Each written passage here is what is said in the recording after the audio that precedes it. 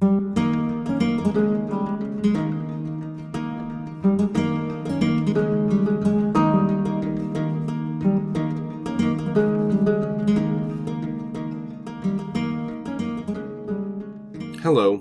and welcome to the Dark Ages podcast bonus episode, Macarius and the Mare. I am sorry to interrupt the narrative flow, but I came across something, and I felt a strong need to write it up and share it with you all. It involves a nexus of history, anthropology, superstition, and religion. It also dates from earlier than our usual concern, and comes from an area outside of our usual remit, but it was just too dang interesting for me not to share it. So, while noodling around in my research, a book called Sexuality in Late Antiquity came to my attention, as, well, very well might. It is an anthology of essays and lectures, very scholarly and non-prurient, edited by Elizabeth A. Castelli. Thank you, academia.edu, still not signing up for the paid program, though. I skimmed through the various offerings without finding much to catch my attention, until I came to a paper called The Perils of Love, Love and Magic in Coptic Egypt. Well, there I stopped, and I began to read. Now, I will be honest, this will get a little bit deep in the academic weeds, and may not be for everyone, and we will be back to the Gothic Wars in our regular scheduling next time, and I will not think less of you if you take this moment to bail out on this episode. But here we go. The piece is by Dr. David Frankfurter, then of the University of New Hampshire, now at Boston University. Because of the Rocky Horror Picture Show, and mostly, though, because I am a child, I will be referring to him as Dr. F for the remainder of this episode. The paper deals with a story that appears in a couple of histories of early Christian saints active in the Syrian and Egyptian deserts, collectively known as the Desert Fathers. The story concerns Saint Macarius of Egypt and his removal of a curse. It appears in two versions, both dating from the early or middle 5th century, and both were probably current by the end of the 4th century as oral stories. Now, I am not sure that I've mentioned Egypt at all, except in passing, so that's what I mean about this going fairly far afield. But the story gives a flavor of the kind of blending of Christian and pagan practice and superstition that was happening inside the late Roman Empire and would continue to be seen as Christianity spread outside the old empire's borders and interfaced with Germanic, Slavic, and other traditions.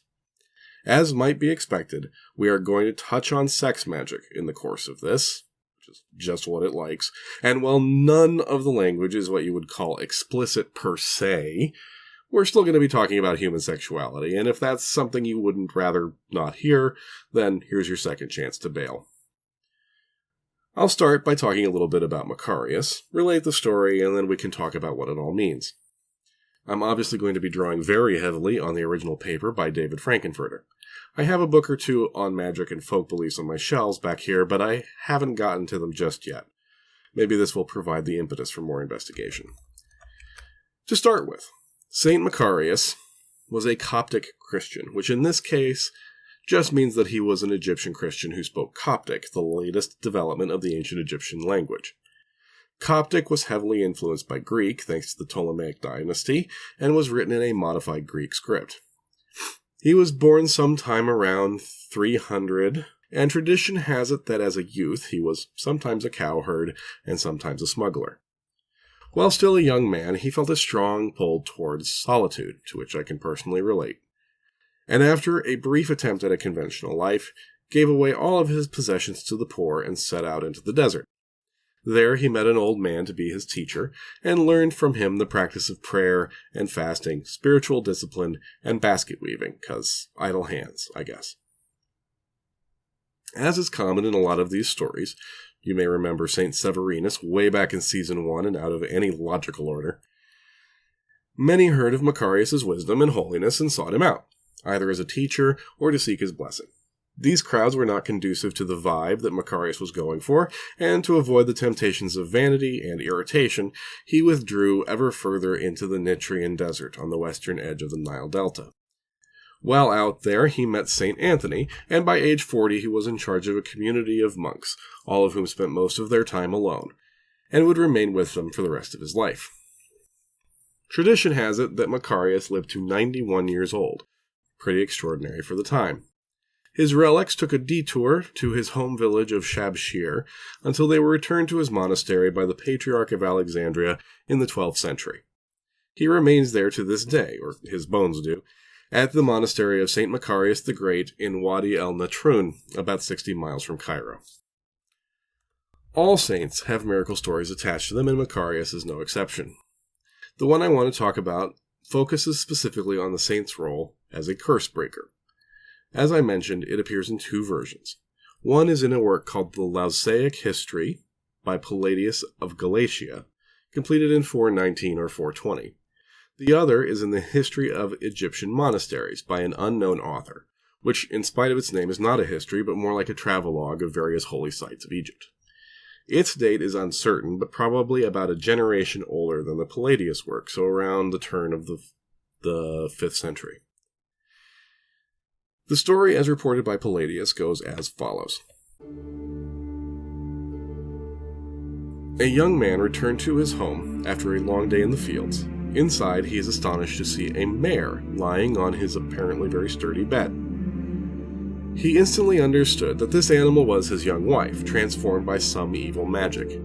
He cried, he wept, he spoke to the horse and stroked her mane, but no change or reply was forthcoming. He went to the village priests, brought them to his house, but they could do nothing. No one knew what to do. For 3 days she ate neither bread as a person nor fodder as a horse.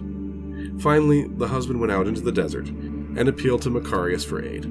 It was determined that a jealous suitor had set this spell on the woman, presumably out of frustration at being rejected by her, or just frustrated by her unavailability to him. Macarius diagnoses the transformation as a delusion brought on by sin, for the lady and her husband had, quote, neglected the mystery of the Eucharist, whatever that means, for 5 weeks. Macarius then pours holy water over the mare, and the illusion is broken. She appears to her husband and to herself in her true form. The historian's version is different in a couple of ways. In this one, the woman is not married, but rather has consecrated her virginity to God, and it is her parents who find her and seek Macarius' help. Macarius then takes the mare away and shuts her in a cell for 7 days while he prays for her salvation. At the end of the period, he rubs her with holy oil, and she is returned to her human form and reunited with her parents. In neither version of the story is the malefactor pursued, punished, or even specifically identified, which is a little unsatisfying for us moderns, but hey, that's the way it is.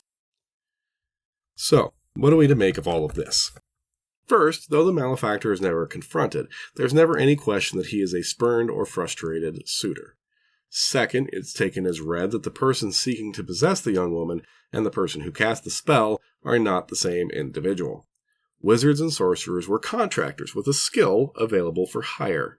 Large numbers of spells on papyrus survive from Coptic Egypt thanks to the dry climate. Most of the spells are formulaic. They literally have spaces for the names of petitioners. Insert client's name here, target's name here. 2 of the most common kinds of spells are binding spells and love spells, and the spell in the Macarius story contains elements of both.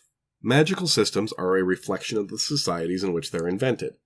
Like all Mediterranean cultures of the time, Egypt and the late Roman and post-Roman period was heavily influenced by Greco-Roman values of personal accomplishment and reputation. In the Coptic corpus, we find a large range of spells aimed at removing blocks to a petitioner's success, either in civic or romantic/sexual life.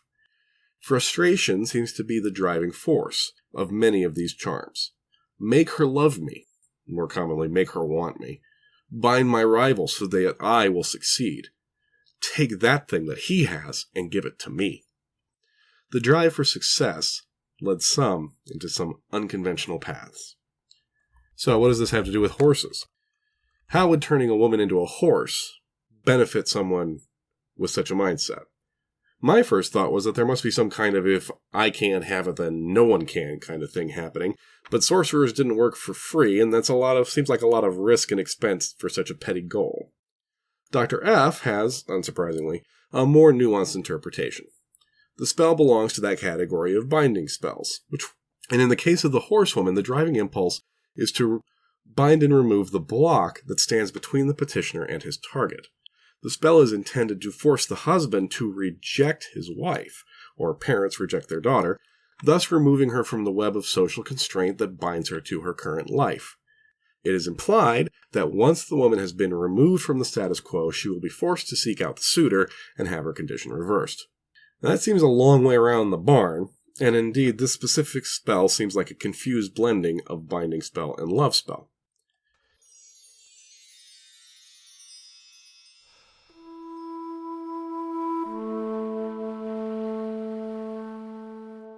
Love spells were usually more straightforward, pretty direct in their language and their intention. And calling them love spells at all is euphemistic. There's very little romance hinted at. The language, again, formulaic, so we find similar images and spells recorded from the 3rd all the way through the 7th centuries. The petitioner wants his target to, quote, hang on me like a drop of water hangs from the lip of a jar, and to be like a honeybee seeking honey, a bitch prowling, a cat going from house to house, a mare going under stallions. The emotional state the spells seek to induce is one of instinctive compulsion, the exact kind of motivation that the traditional society sought to inhibit and control. Equines in particular are seen in Roman myth as the very embodiment of unconstrained lust. Long and frankly uncomfortable sections of Apuleius' Metamorphoses deal with the erotic misadventures of its hero after he is turned into a donkey, and these associations made their way into the Coptic tradition. Other animals feature prominently in other Coptic magical spells, as they had in the ancient Egyptian religion, which, by the way, continued to be practiced in Roman times with some evolution and modification. The horse, interestingly, was a later addition, as horses are not common in early Egyptian religious imagery. The focus on animals, of course, is not unusual, and animals appear as metaphors in regular language all the time, and in the magical traditions of many, many cultures. Animals are easy to think with, in the words of Claude Levi-Strauss. Shamans may invoke the strength of the bear, or invite the spirit of a wolf, to effect some transformation of themselves and accomplish a goal. Priests in more organized systems may still declare themselves the incarnation of gods, and declare their enemies to be dogs and mules. Anthropologists of the past tended to take these declarations at face value, and believe that the shaman or priest honestly believed they had transformed into bears, wolves, and so on. The quote-unquote magical mind in this interpretation is simply unable to distinguish ritual metaphor from reality. More contemporary anthropologists recognize this as reductionist, presentist, and infantilizing, the colonialist trifecta. Ritual metaphor describes an understood relationship between an image and an outcome. The function of Asclepius is to heal. The ritual to Asclepius is intended to transfer that function from the spiritual into the physical realm through an act of complex metaphor. Similarly, the bear will overwhelm a weaker foe. Ritually invoking this observed fact transfers the relationship between the bear and enemy to the desired outcome in the physical human world. It's clear that the writer of these love spells that I just quoted did not mean to literally transform his target into some chimerical dog, cat, horse creature, but rather to induce an emotional state best described by comparison to these familiar animals and their behavior.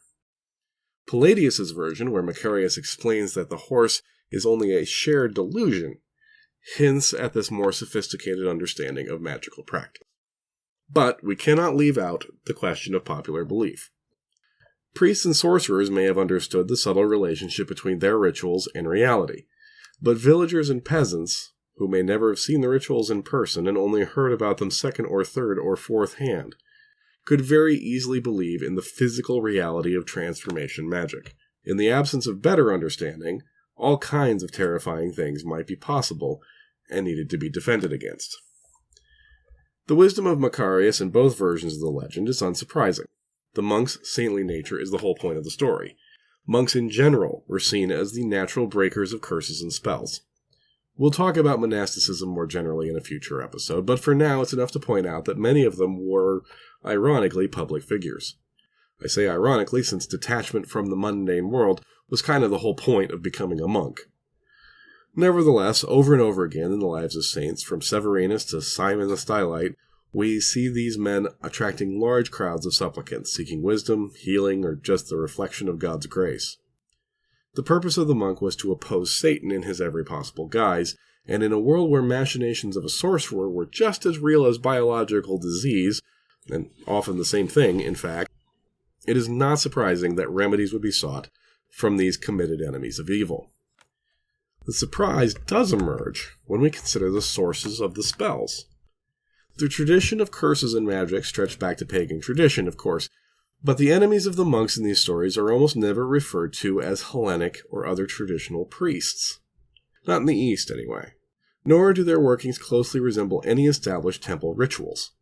Instead, the spells and amulets described indicate a deep familiarity with the liturgy and conventions of the Christian Church.